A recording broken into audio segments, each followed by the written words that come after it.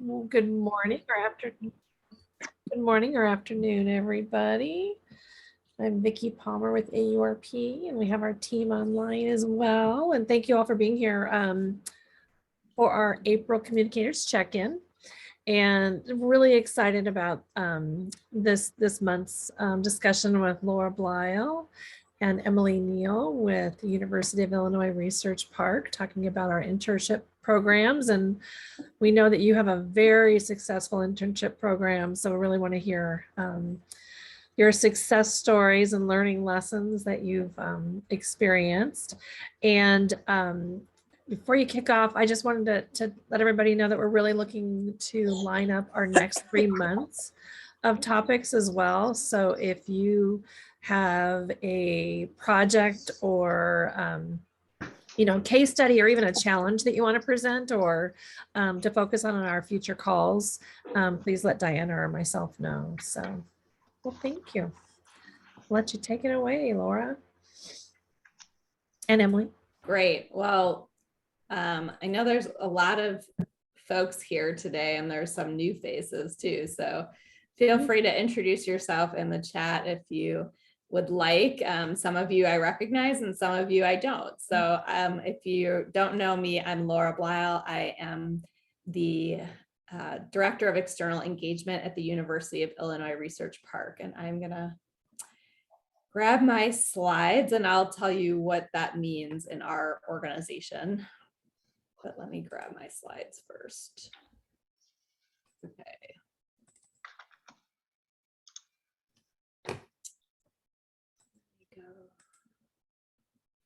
All right, can you all see that? I can't see you all. Vicki, can you see the slides? Yes, okay. Yes, we can see it. All right.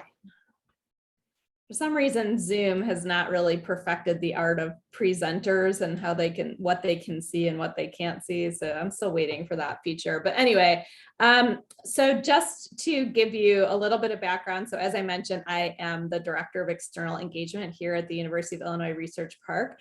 And I am actually joined here today. Probably most of you do not know my colleague, Emily Neal. She is fairly new to our team. I think her just under a year that she's been working in her role, although she came on with us on a temporary basis. So maybe in the permanent role has only been about 6 months, but seems like she jumped right in and has been here much longer than that. But Emily will kind of pipe in and talk a little bit. Our framework is that here, my role covers what I call the community building aspects of our research park. So that's everything from communications and branding to all the events and programming we do, to our workforce development strategies, to a lot of engagement with our clients, whether those are corporate and startups, and we do have both. So just for those of you who might not be familiar with our park, let's see, for some reason it's not letting me move forward.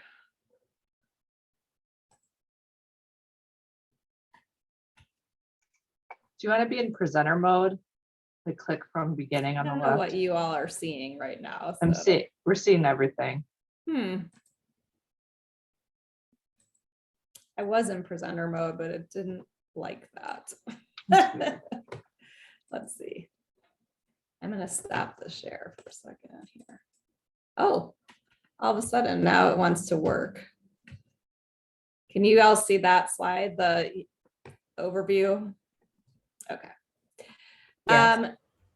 So our research park is, as we love to say, maybe somewhat like yours and maybe not. So we are a park that we are part of a land grant institution here in the University of Illinois. We are located in Champaign, Urbana, which is about 2 hours south of Chicago, if you're not familiar with the geography. That means that we are, as we like to call, the oasis in the cornfield. So we are surrounded by some of the most fertile agriculture country that our nation has to offer, but we are, over 150-year-old institution, and our park, though, is about 20 years old. So it was kind of an audacious vision in the late 90s to create a park here that was focused on technology commercialization, but surrounded itself with corporate innovation centers.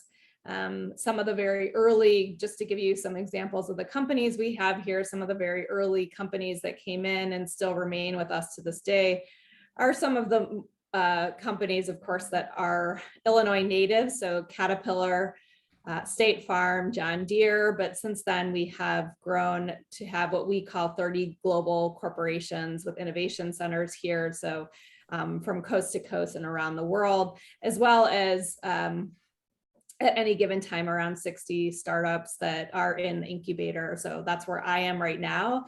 Our offices are currently located in our incubator, which is about 43,000 square foot of our park, but our park overall has about something like 900,000 square feet. Collectively, our park represents, just to give you a scope of our community, we are somewhat a small knowledge community that's a college town. So the 2,200 employees here would collectively be the third largest company in Champaign County. And internship programs are really foundational to what we do here in the research park, period. So I'm here to talk, and Emily will join me to talk about our specific internship program, but I think you can't talk about one without the other. A lot of because of the student employees being central to many of the company's existence here, this drives a lot of what we do. In many ways, our internship program mirrors or models many of the trends and the topics that we see in our companies. So in having that structure that is like our companies, that way we can understand the needs of our companies as well as be very helpful with them, because a lot of the work that we do here is to help make sure that the 50-something thousand students here at the University of Illinois understand the opportunities here. Let's see.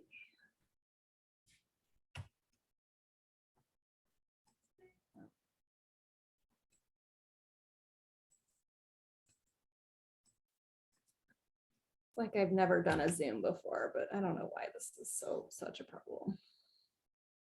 One moment.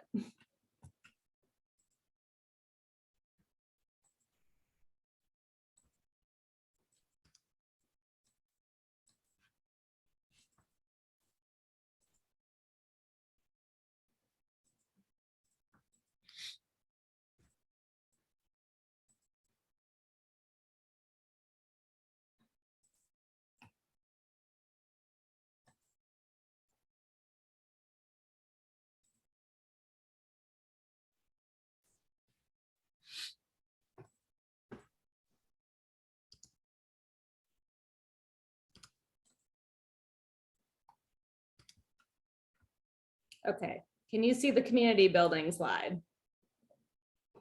Yeah, okay. So in our park, we do, as I mentioned earlier, a lot of events. A lot of events means a lot of communicating about those events. It means a lot of getting the word out, making sure that that's distributed. And however we do that, a lot of the work that our interns do helps us with this. And we'll get into that more specifically. But again, I think it's really important to understand that the structure of our internship program also supports a lot of that work that we are doing in our community building activities. And this just gives you a little bit of a visual of what many of these activities look like. And actually, most if not all of these activities have been since the pandemic. So these are not pre-pandemic pictures. These are, a lot of this is from last summer and through the fall, in which we continued our programming and in ways that we could very safely. This campus is well known for our saliva tests. So keeping open, staying open and doing activities safely was really important to us in the last few years, and continuing to have these robust experiences. Of course, the who was working out here has looked a little bit different, and that's a story for another day, but regardless of who is here, we still maintain our programming. And so I know Chris earlier asked, what kind of programming do we do for our students? And so having our students here, especially in the summer, really supports a lot of the programming that we're doing for the interns programs across the research park. And those activities we'll get into a little bit later, but when we talk about how we build our team. So this is just going to be a high level overview. We anticipated that there'll be lots of questions. So these slides are not, I don't want to bore you death by PowerPoint, but we can get into a little bit of the nitty gritty through some of your questions. And I anticipate that many of you will have different points of view. So here's our basic structure of the intern program. And mind you that, as I like to say, Rome wasn't built in a day. So this program was built over time. I've actually been working in the research park for about 10 years. And I think when I started, we maybe had 1 or 2 interns. So it doesn't happen overnight that you scale to this size. And we've even had a little bit bigger. We found that this is about our sweet spot, and that's regardless of whether the timing of it. So that's whether we have interns throughout the school year. This is not just a summer endeavor for us, which mirrors, again, the experience of what our companies are doing throughout the research park. So we've divided up our sort of what our students do into these 4 buckets. It doesn't really map out very as well as this in some cases, but essentially this is the 4 different buckets that we represent, although there are oftentimes, especially in that technical bucket, needs change. And so I would also very much emphasize that here, that the needs of and who we have had here and what they have been doing has also changed over time. In some cases, that has been reflective of the needs of our companies. And in some cases, that's just been the talent that's available to us. So I'll give you one example very concretely. We used to have a lot more MBA students who worked in our intern team. Well, the university eliminated the in-person MBA program several years ago, around 2017, 2018, which basically, for all intents and purposes, eliminated that pool of students. Now, there's plenty of graduate students here, of course, but it's just a different flavor. And so we used to use MBA students for certain types of activities, even having them in some ways be captains, so to speak, of our intern program, not necessarily supervising the other students, but captaining them and having a lot to do with that in terms of their day-to-day life. But that went away, and so we had to pivot our program once again. I think you all can read this slide, hopefully, and see the variations of the different positions that we have. Of course, a big focus of our program, and why I'm probably presenting this here to you today, is how they augment our communications broadly. So that's communications, everything from our email newsletters to our social media presence to our website updates, videos, all of the imagery that we put out. All of those things often are touched by our interns. So, I have communications under my portfolio, and that is my background professionally. By background, I was a newspaper journalist for 10 years. But honestly, that is such a small percentage of what my actual job entails these days, that they are my my communications arm for our research park for all intents and purposes on a day-to-day basis. So I'm going to switch over to Emily and have her discuss the workflow and supervision. And this is, again, very high level, and we can get into some more of the minutia of this, and I'll pipe in on some of that too. So Emily, take it away. Sure. So like Laura said, our interns work for us year round, not just during the semester. So right now we're in the second half of the spring semester, and interns are working anywhere from, we tell them 10 to 20 hours a week. In reality, most of them just have the availability to work closer to 10, but we have them pick their own hours, work around their class schedule. There'll be certain all hands on deck events, like when we have big summits, big events, big conferences, where we ask them to kind of flex hours just to help us with those larger events. But then in the summer, we want them to work more full time. That's when we really get our projects done. They're here all at the same time, working on things together, getting feedback from each other. So that's more 30 to 40 hours per week. I think interns at our campus, or students, the max they can work is actually 37 hours. Supervision is distributed across Laura's team. There's I guess, 5 of us on full-time staff who have supervision for at least one intern. This is definitely the most time commitment part of running an internship program, is just making sure that you have the resources to give them time. We do regular goal setting at the beginning of the internship. We're doing our mid-semester check-ins actually this week, where we just see, get a feel for how anyone's doing, just any check-in to see what they're working on, what they like, what they don't like. It's kind of where we find out if they'll be able to work with us for the next semester. And then open door policy, I say that just because we really need to be accessible as full-time staff members, especially with the limited hours during the school year. We just have to be able to meet them where they are, which for us, we use Teams to communicate. So oftentimes something will come up, or they have a question or a life event comes up, and we use Teams to communicate with people one-on-one.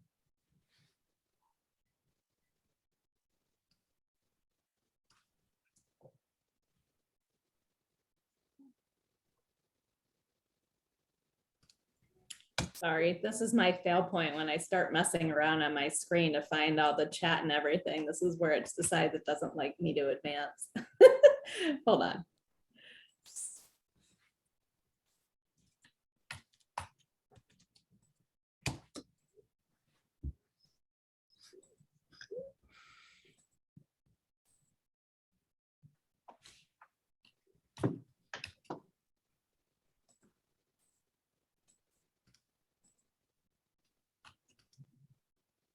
There we go. Yeah, so like I said, we rely on Microsoft Teams very heavily. I believe before I started, they used Slack, but Teams has worked out pretty well for us.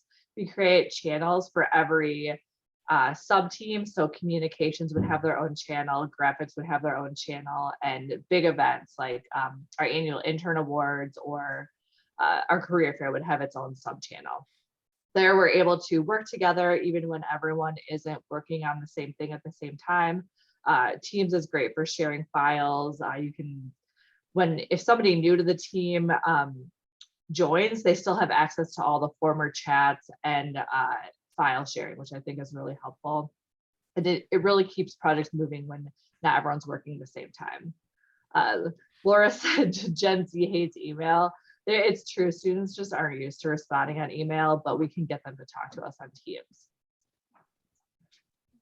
So we like to kick off every semester and summer with an all intern training session. It'll be much more intensive in the summer. It'll probably be several days where we spend time to make sure they have a overall, as much information as possible just about working in the research park, and then also what products they'll be doing. And then we have weekly team meetings. So communications will have their team meeting, graphics will have their own team meeting, and these are usually virtual on Teams because of students have so many different schedules. It's easier to meet on Teams for 30 minutes than it is for everyone to come to our space. That will change in the summer though, when people are all working more hours, we'll expect them to meet with us in person. We try to have all intern meetings. Again, this is really hard during the semester. It'll happen more often in the summer, but we definitely like to have something to kick off each semester, something to end each semester, and hopefully some kind of social to build team camaraderie and have them know each other.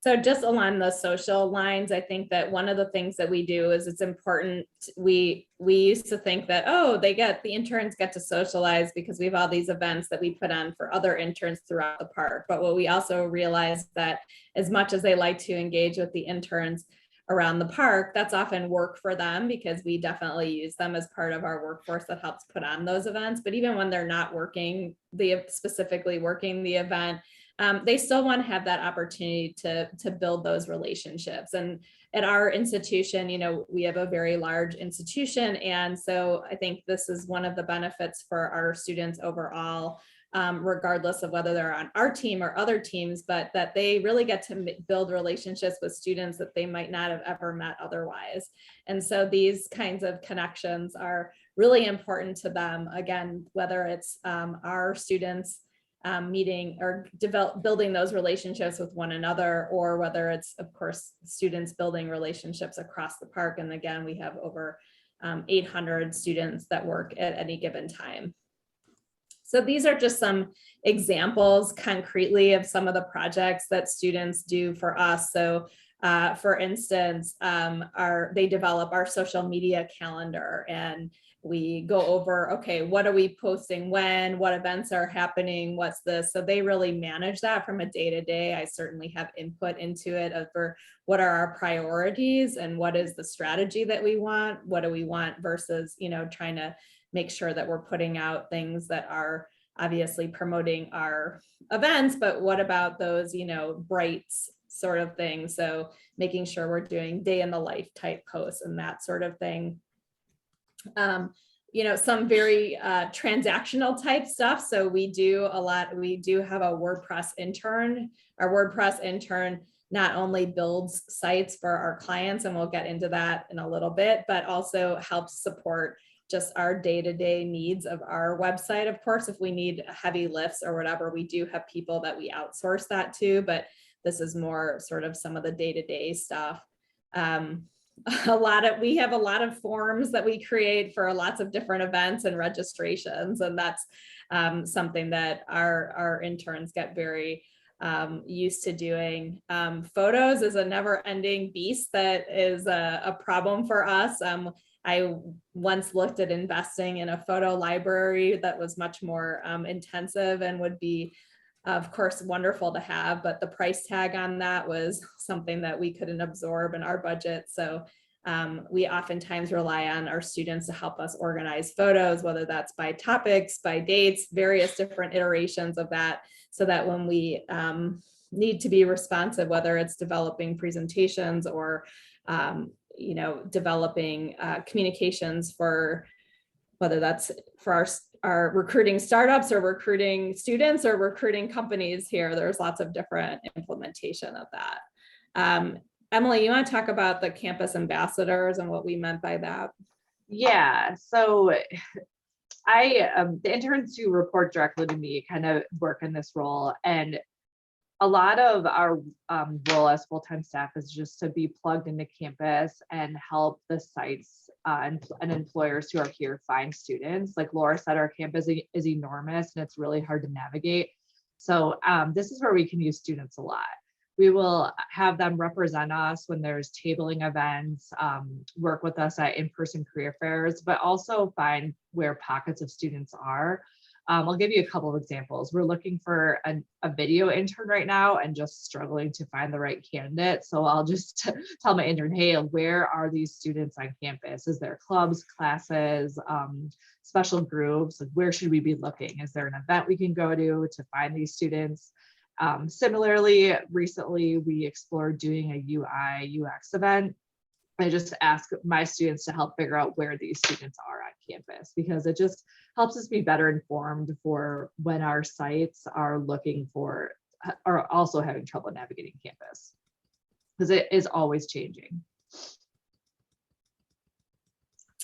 So Emily put this slide together on our lessons learned, and I think that there's a couple of things that I'll call out in particular, but I think that one of the, obviously for our clients, and Chris, you mentioned this earlier, that one of their most important metrics is, do they convert their interns to full-time? Well, we're never going to do that here. So frankly, the university is just not equipped to do that and doesn't have that mindset. I kind of wish it did, because there's so much talent that comes through our doors that may be interested in a career in higher education. But the reality is that's just not the case. And so we are very much, I view our success as helping our student interns get to where they want to go. So we have students who've gone on to Boeing, we have a graphic designer who's now the lead graphic designer for the St. Louis Blues hockey team. Our students have, what's happened recently, I would say in the last few years is, our companies used to be much laser focus on, of course, engineering and other STEM talents, so software engineers, data science, but as they've broadened their reach of their interns, hiring more and more students who have, graphic skills and communication skills, I joke that we've become the farm league for our corporation. So our interns coming here and then getting swooped up by our corporations, that's not such a bad thing. To say that my interns have been then hired by the likes of, BP and Cargill and John Deere and Motorola Solutions. So that really builds our program. The client facing opportunities that our students have is real. And I think I messed up the order of these slides a little bit because I had that earlier, but we haven't even talked about our program by which our students work with our clients, but we'll get to that. One of the things I think that I'll address real specifically is the issue of remote work. So I am very specific. Obviously, we have different parks in different states of who is working where, when, and how.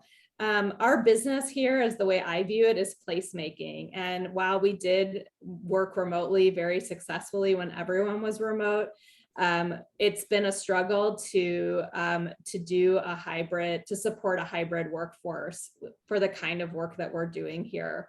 So for this summer, we basically told all of our interns that you're either here or you're not. And we are not supporting remote work unless it's very, very specific cases of students who have been here for a long time and we can use them for specific projects. Even during the school year, and we had, this policy even pre-pandemic that students were allowed to work remotely once they had earned that right. So basically after they had been here, they learned our culture, and there's certainly projects that they didn't need to be here. But for our social media students, really hard to do real-time social media when you're not co-located here and things like that. So, and just oftentimes just, we want to make it very clear that we're very authentic. And so to be authentic in the work of placemaking, they needed to be here. So that's that. I think, Emily, did you want to talk about the training model? Yes, we like to give students, we really need to give them opportunities to grow so they stay, because our best students just have a lot of other options. So once somebody has showed that they're a leader and they're reliable and they're accountable and they get their work done, we often promote them to a senior intern, and then their job is a lot of times to train their teammates, onboard new interns, showing them where everything is and giving them feedback on things they're working on, and also just keep projects moving. This has worked the best. I think interns are more comfortable learning from other interns oftentimes than full-time staff, and it really also saves staff time, and it also helps them build team culture so they can work together more. I wanted to just share an anecdote about remote work that came up last week. Laura and I, or myself and the other staff members, we were interviewing 2 interns for different positions. It didn't say anything in our job description about remote or in person. It just, said the job. So that 2 students last week both thought that if it didn't say that, it meant it was remote only. So now all of our positions say this is an in-person experience, but definitely this summer, seeing a lot of companies go remote only, especially for communications and graphic designers. So we're trying to hire interns more kind of on enthusiasm and people who want to have an in-person experience, because they're definitely out there.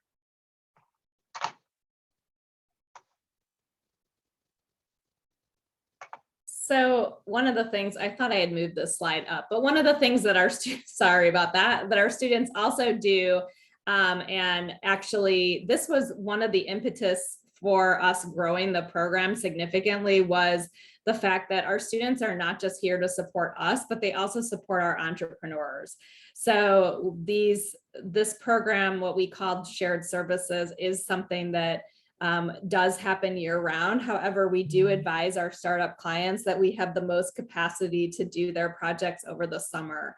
A lot of the project work that we do for the entrepreneurs is, again, short-term projects. These interns are not supposed to take the place of their own internship programs, but these are projects that, we try. In some cases, it's very something that's not a project where they really want to get into hiring somebody for, or they need to hire someone for, because we can do it.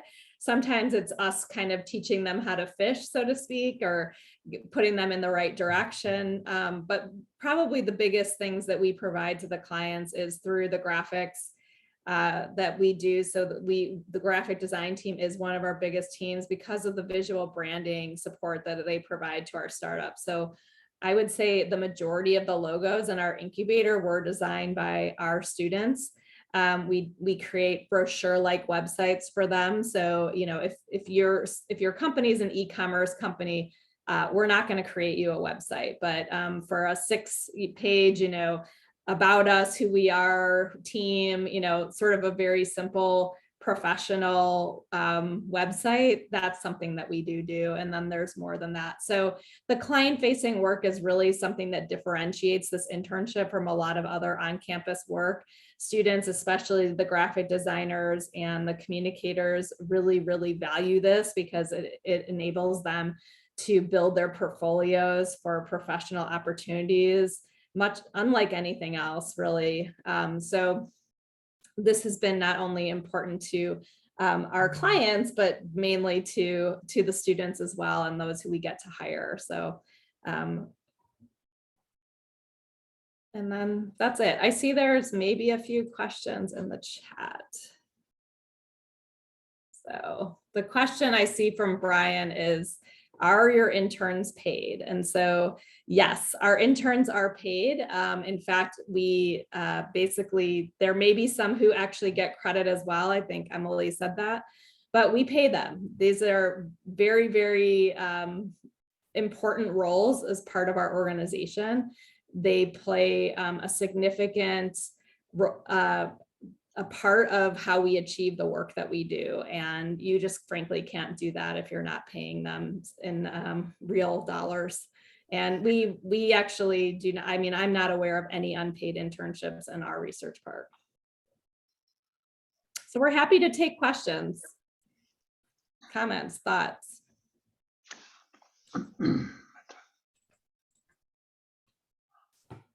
Hey, Laura. Share projects. Hey, Chris Carlson.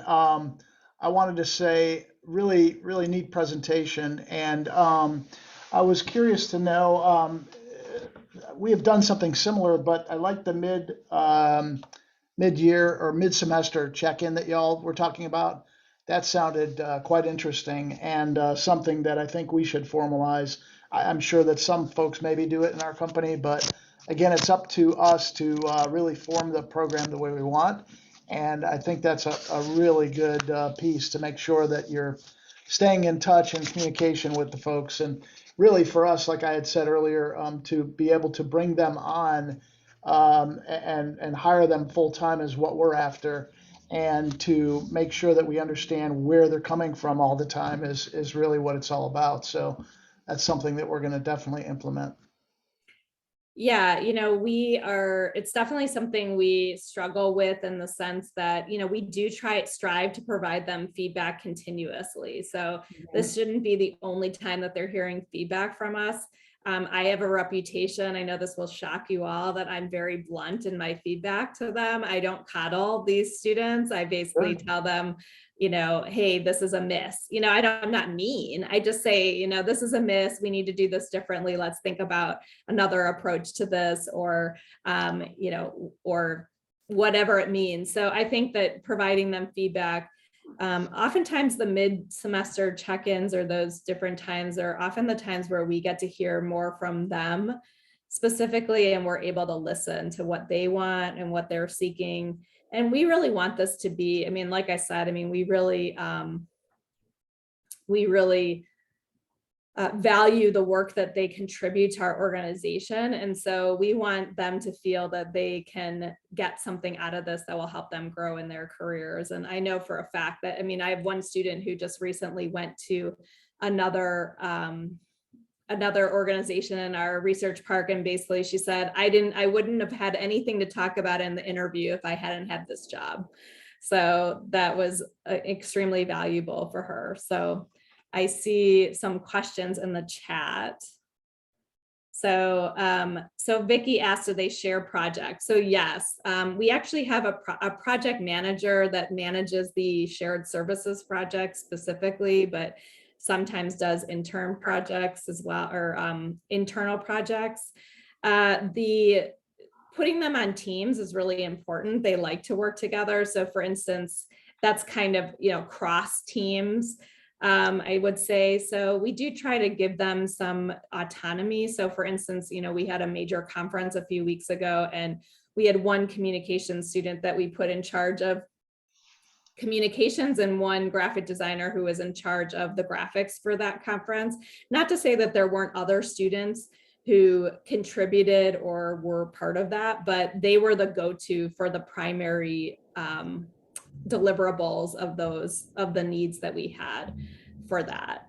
During the semester, we're very open with, especially for the external clients that we don't have bandwidth. And this, I would say this is one of our biggest issues with this program. I'm even having to fight off other staff. So I'm basically having to say sometimes we don't have bandwidth to take that on during the semester. So, during the summer, we definitely put much more onus on those larger projects. Okay. Brian asks, since they are paid, does the state require some level of benefits? So they consider independent contractors? For us, for our university, so our structure, of course, I know other research parks have different structures where they report into, but our HR goes through our university specifically. We are not an independent agency or anything like that. So essentially they're hired like any other student worker would be.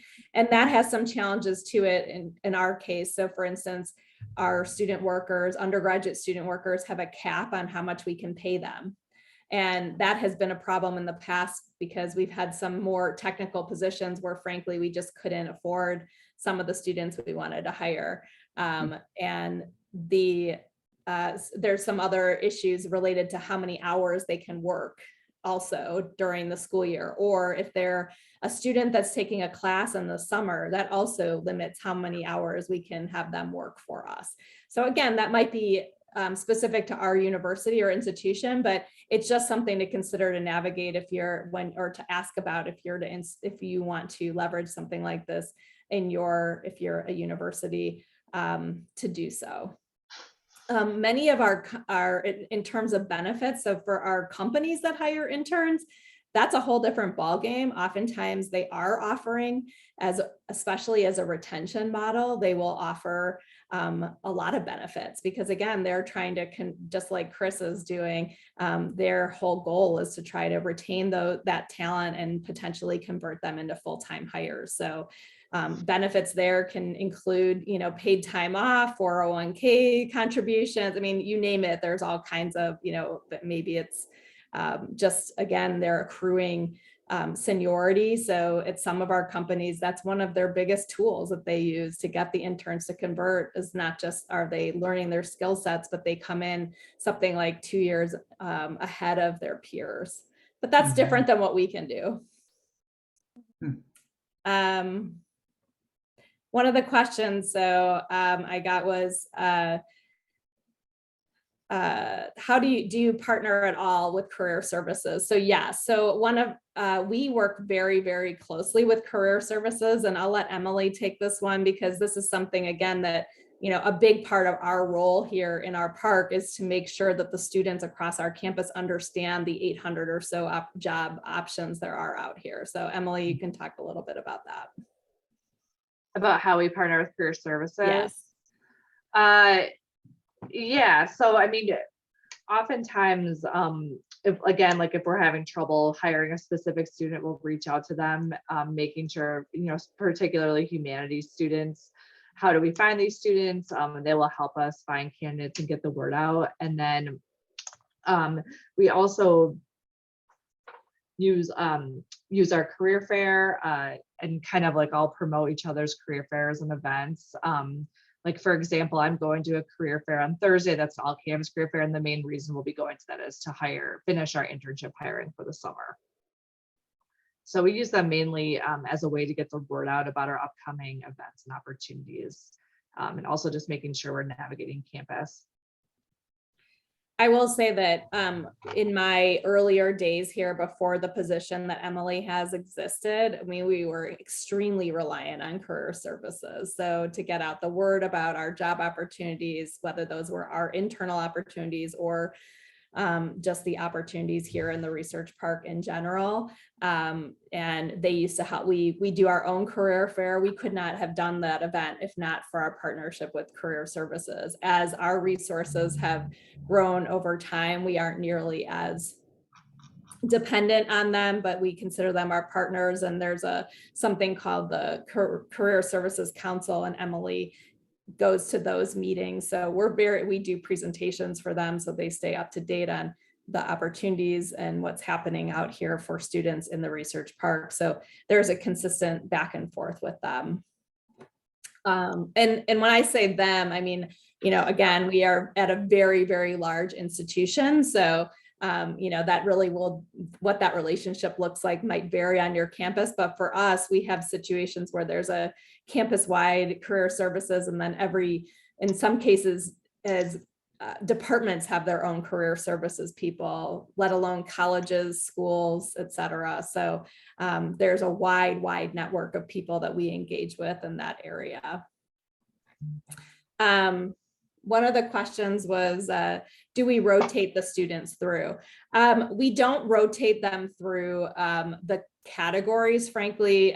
Typically students, so if a student wants to do events, typically it's because they want to do events. So our events coordinator interns are very much boots on the ground. You know, they like to, you know, it's everything from planning a party to helping us structure our career fair. So those are very specific roles. Sometimes they might want to be involved in the career services aspect of what we do, or the HR. So that's, you know, making sure that students are aware more of that campus ambassador position.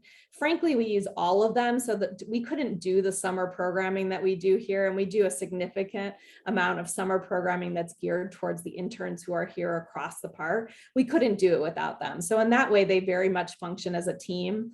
There are certain projects we have them do together. We want to get their feedback. You know, it's been a long time since I was a college student, so I want to know what is relevant to them and to their peers. So, you know, they have ideas for things that we wouldn't have thought of, or, you know, Mario Kart night, or, you know, TikTok contest, or whatever it might be, that they're coming up with that stuff together as a team. I didn't say I can think of one example of a student who switched their whole internship, but that's one of the reasons we like to do the check-ins once a semester to find out if they are interested in building their skills in some other way. So we're definitely open to that. So Vicky asks, is there a limit on the number of years they can work for you?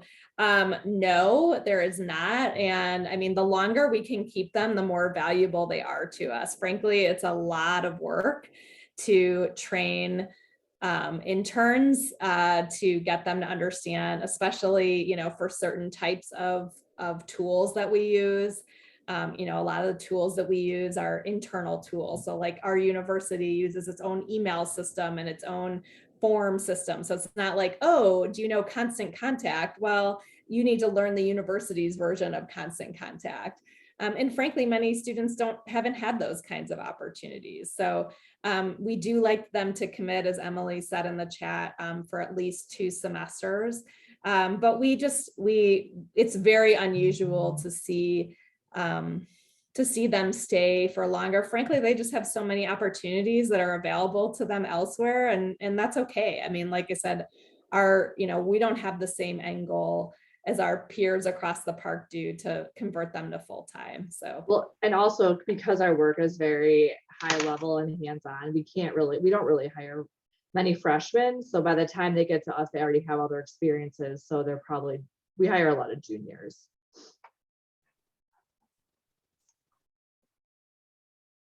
I think I covered most of the questions. And welcome to Tara. Congratulations. Nice to see you. We're really excited to have her, and she participated today to learn more about what we're going to line up for her. So thank you. Does anybody else have any other questions? Or want to share your internship programs or experience?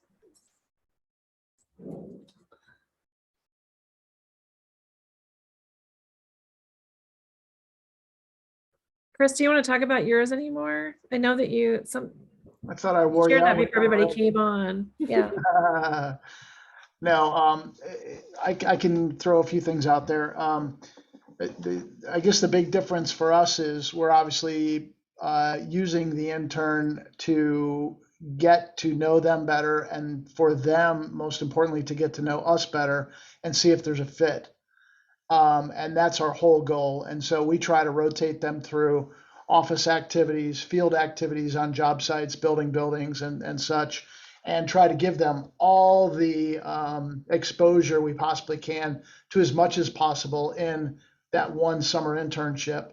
And if we can get them to come back the next year, that's a benefit to us. And then we do also give them additional consideration and salary when they have 1 or 2 or 3 or 4 semesters with us, or summers with us, sorry.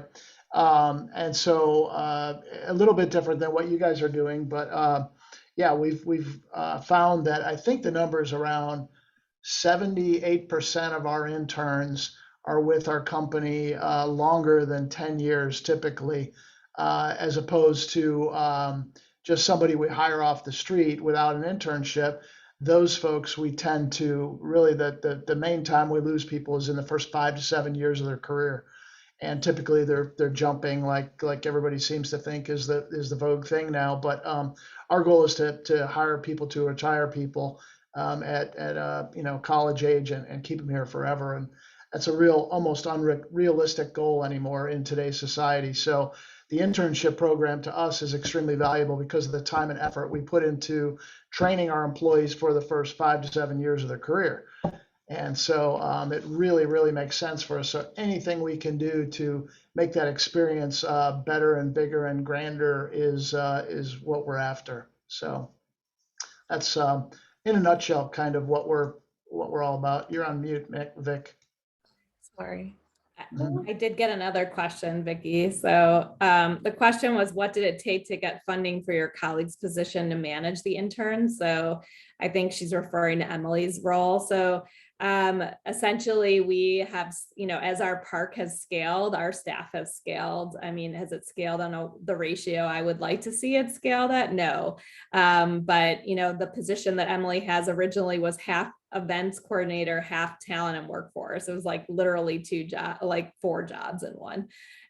So in Emily's role, just, her coordinating the interns, that's even like a minor piece of her role. So one of my goals would be to hire another half-time person, especially in the summer, to manage the interns more, much more in depth, because again, we use them it's a lot of ways, I would say cost avoidance. I mean, we don't have the resources to hire a full-time graphic designer or a communications coordinator even, or, let alone, an assistant events coordinator and people who are campus ambassadors who are going to career fairs on our behalf. So just the amount of work that they do is just really, really integral to the goals that we have, that we've been set forth with. So it's a huge lift. And so it's not just about, getting funding for this, but it's really about how we support our entire organization. to Chris's point, again, this is why most of the 30 corporate innovation centers here are here. And so a lot of the things that he talked about are the things that we're consistently talking about with our clients all the time. You know, the role of their internship program, what are they doing? Of course, here, many of them are oftentimes their goal may be to just get functional work out of the Ferraris while they're here, you know, and that might be going to the Googles and Microsofts and Facebooks of the world. So there are different reasons for why they have interns, but yes, the conversion piece is the number one reason that they come here, and we do that at scale in a way that many places do not. But and you know, the other thing though about that is that we, you know, why do we try to keep them even though we're not going to hire them, is that again, the longer we keep them, the more experiences they get here too. So we do try, you know, we don't have job sites necessarily to change them to, but we do try to offer them many different experiences, sending them to conferences or professional development opportunities or things like that. Some of that got disrupted, of course, during the pandemic in the last few years, but I hope that we'll get back to that at some point. Stephen, you have an interesting, you know, internship program, it looks like, at your community. You want to talk yeah. about that a little bit? Sure. It's nice to be in a position for a change to at least add to the conversation instead of always asking questions since I don't know anything. Can you guys hear me? Yeah. Yes. Thank goodness. Anyway, long story short, we have a neighboring on our fledgling university research park. We have a medical school, we have a nursing school, and we also host a dietetics internship. So especially for the dietitians, in order to be able to sit for the exam, you have to have real on-hand patient experiences. And there's pretty much no other way to get them except through a clinic. So we bring a series of rotating interns in to work with our dietitians. They take assignments and do meaningful work. Meanwhile, they get credit for this activity and its training. Because it's part of an existing program, we are not in a position where we're actually having them work for no benefit. And it's not like we've got these folks working for free. So all above board and absolutely legal. Similarly, we work with the local medical school, which, by the way, was featured in U.S. News and World Report as the #1 medical school in the nation for producing, for the percentage of their graduates who enter primary care, which is a national priority. But anyway, those students are very interested in the types of new drug validation trials that we do down in Indore and some of the other clinical research. Because the school they attend is primarily a clinician producer, they don't have a lot of internal research. It's a great opportunity for them to partner with us. Their curricula have been revised so that when they come to Indore and actually do that research again, they get educational credit for that work. So it is absolutely rewarded experience, not taking advantage of the interns, but getting meaningful work experiences for them. Meanwhile, they contribute to Indore's operation. So that's pretty much it. Great. Martin, you're pretty quiet. Calling on you. I'm always quiet, that's why. And no, listen, for me and where we are, this is great learning and great, you know, so as Vicky will know, you know, we're still an emerging park. So I'm really delighted to hear, and we're doing this in Canada as well, which is slightly different to the US, where the internship thing is slightly different, but lots of shared learning and lots of common experiences. So thank you for taking the time. This was great. Yeah, thank you very much. Any other questions or comments from anybody? No? Well, Laura and Emily, this has been a long time in the coming, so thank you so much. We've been wanting to hear about this, so I'm sure there are going to be a lot of other questions following this, so thank you so much. Thanks, No guys. problem. Great presentation. Sorry. Yeah, it was great. It was great, Thank you. everybody. I'll Diana, send Diana my slides if anybody wants them. Perfect. And just a few housekeeping remarks. This presentation was recorded today and it will be uploaded on our AURP YouTube page by the end of the week. There is a playlist on the AURP YouTube page of all of our previous communicator check-ins or peer-to-peers. Build Back Better webinars on there. So some of our, some of the recordings that we've done in the past couple of years are on that playlist on YouTube. The next communicator check-in will be Tuesday, May 3rd at 2 p.m. Eastern. Reminders for that will be going out the closer that the meeting gets. And then if you have any suggestions for themes or topics that you would like to discuss for that meeting, please reach out to either me or Vicky. All right. Sounds great. Well, thank you, everyone. Thank you. Have a great day. Cheers.